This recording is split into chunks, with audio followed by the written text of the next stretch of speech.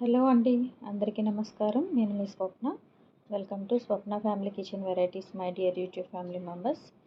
మీకు చెప్పాను కదండి, శీలావతి చేప తీసుకొచ్చాను. సగం వచ్చేసి పులుసు పెట్టానండి, సగం వేపేసి ఫ్రై చేసామని చెప్పాను కదా. ఇదిగోండి, ఇదేనండి వేపేసి శీలావతి చేపని ఫ్రై చేసిన చేపలతో చేసిన కర్రీ అండి. మీరు జన్మలో ఇలాంటి కర్రీ తిని ఉండరు. టేస్ట్ అయితే అంత బాగుంటుందండి. మీరు ఈజీగా చేసుకునేలాగా కూడా ఈ కర్రీ అయితే ప్రిపేర్ చేశాము. ఒకసారి మీరు కూడా ఈ వీడియో చూసి మీరు ట్రై చేసి నిజంగా అవును ఇంత బాగుందా అని మీరే అంటారండి. నాకు కామెంట్ ద్వారా నేను నిజం చెప్తున్నాను. 100% చాలా చాలా బాగుంటుంది. కాకపోతే కొంచెం టైం పడుతుంది, ఓపికతో చేసుకోవాలి. ఇప్పుడు ప్రాసెస్ చూద్దాం. ఇదిగోండి, మజ్జి ముక్కలు అయితే తీసుకున్నాను కదండి. మీకు చెప్పాను కదా, మజ్జి ముక్కలు కేవలం వేపేసి కర్రీ చేస్తామని. దానికోసం అని చెప్పేసి ఇలాగ ఒక 10 ముక్కలు అయితే తీసుకున్నామండి. దీనికి మేము రెగ్యులర్గా వాడే స్పూను మీకు చూపిస్తూ ఉంటాను కదా వీడియోస్లోని, దాంతో 1.5 స్పూన్ కారం అయితే వేసాము. అలాగే 1/2 స్పూన్ పసుపు కూడా వేసుకోవాలి. అలాగే 1 స్పూన్ లేదా 1.5 స్పూన్ సాల్ట్ అయితే కరెక్ట్గా సరిపోతుందండి. ఆ కారం ఎందుకు తక్కువ వేసామంటే ఇది కేవలం చేపలు వేపుకోవడానికి మాత్రమే వేసిందండి. కర్రీ చేసుకున్నప్పుడు మరలా మనం కారం వేసుకుంటాం కాబట్టి ప్రస్తుతానికి 1.5 స్పూన్ అయితే వేసాము. ఇప్పుడు సాల్ట్ కూడా చెప్పాను కదా, 1.5 స్పూన్ సాల్ట్ వేసుకున్న తర్వాత అదేవిధంగా కొంచెం అంత ఆయిల్ వేసుకోవాలండి. ఆయిల్ కూడా ఒక 1 స్పూన్ ఆయిల్ అయితే సరిపోతుంది. ఇలా వేసుకున్న తర్వాత ఇలాగా ఆయిల్, ఉప్పు, కారం, పసుపు అంతా చేపలకి బాగా పట్టేలాగా కలుపుకోవాలి. చూసారు కదండి, ఉప్పు, కారం, నూనె, పసుపు చేపలకి ఎంత చక్కగా పట్టాయో. ఈ విధంగా పట్టించేసుకున్న తర్వాత ఒక 20 మినిట్స్ మూత పెట్టుకొని ప్రక్కన పెట్టుకోవాలి. 20 నిమిషాలు అయితే అయిపోయింది కదండి. చేపలకి బాగా ఉప్పు, కారం, పసుపు చక్కగా పట్టింది.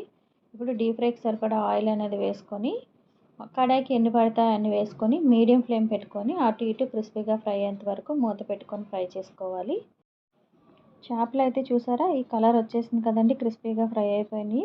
ఇలాగే అన్నింటినీ ఫ్రై చేసుకొని ఒక ప్లేట్లోకి వేసేసుకోవాలండి. ఈ విధంగా ఫ్రై అయితే చాలు. ఇదిగోండి, మీకు చూపిస్తున్నాను కదా, ఈ గరిటతోనైతే ఒక 5 గరిటెల ఆయిల్ అయితే వేసానండి. ఆయిల్ అనేది హీట్ అవ్వాలి. ఆయిల్ హీట్ అయిన తర్వాత ఒక పెద్ద ఉల్లిపాయని ఈ విధంగా చిన్న ముక్కలు కట్ చేసి వేసుకోవాలి. ఒక 8 పచ్చిమిరపకాయలు మజ్జిగ కట్ చేసుకొని 3 మీడియం సైజ్ టమాటాలు మీకు ముందు వీడియోలో చూపించాను కదండి, వాటన్నింటినీ ఇలా ఒక్కసారి వేసేసుకోవాలి. వేసేసుకున్న తర్వాత దీన్ని అంతటిని 1 నిమిషం పాటు కలుపుకున్న తర్వాత ఉల్లిపాయ, టమాటా, పచ్చిమిరపకాయ అనేది బాగా మగ్గాలండి. ఇదిగోండి, మనకి చక్కగా టమాటా, ఉల్లిపాయ, పచ్చిమిరపకాయ ఎంత చక్కగా కుక్ అయిపోయింది చూసారు కదా. ఆయిల్ కూడా పైకి వచ్చేసింది కదండి. ఇప్పుడు ఇందులోని మనం చేపల మసాలా పేస్ట్ అనేది వేయాలి. మీకు ముందు వీడియోలో చూపించాను కదండి, అల్లం, జీలకర్ర, వెల్లుల్లిపాయ, ధనియాల పేస్ట్ ఒక 2 స్పూన్స్ నిండా వేసుకోవాలండి. ఇది కూడా పచ్చివాసన పోయేంత వరకు మీడియం ఫ్లేమ్ పెట్టుకొని ఫ్రై చేసుకోవాలి. మూత అయితే తీసేసానండి. చూసారు కదా, మనకి మసాలా కూడా చక్కగా వేగిపోయింది. ఆయిల్ కూడా పైకి బాగా వచ్చేసింది కదా. ఇప్పుడు ఇందులోని కారం వేసుకోవాలండి. సేమ్ అదే స్పూన్తో 4 స్పూన్స్ కారం అయితే వేస్తున్నాను. ఇందాక వేపినప్పుడు 1.5 స్పూన్ కారం అయితే వేసాను కదండి. అలాగే ఒక 3 స్పూన్స్ సాల్ట్ వేసుకోవాలి.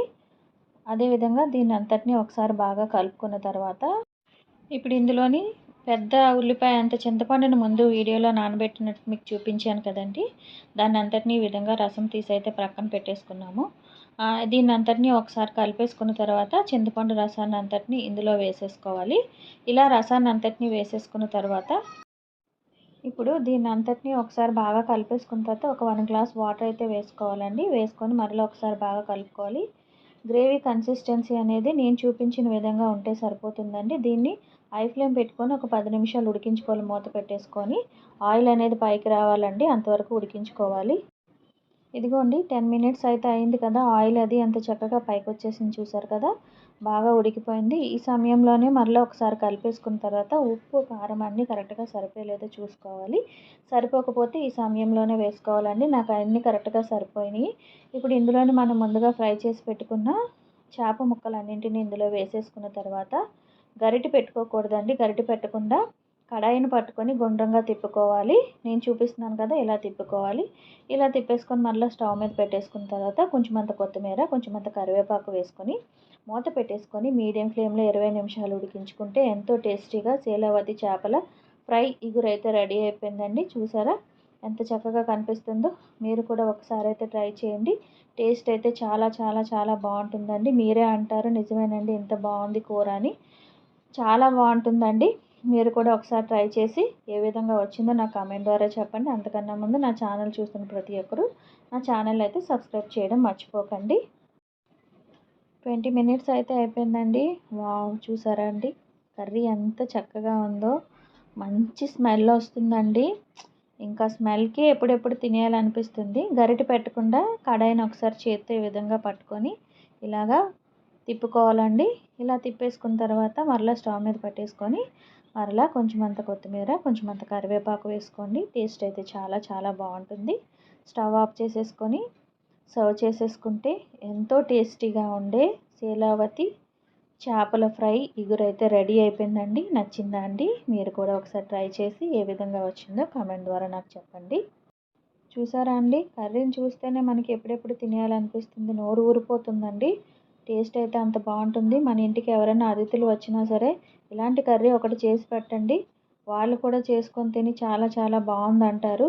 ఎవరైనా ఈజీగా చేసుకునే పద్ధతిలో అయితే నేను మీకు ఈ చేపలు ఫ్రై చేసుకునే ఇగురు కర్రీని చేసి చూపించానండి.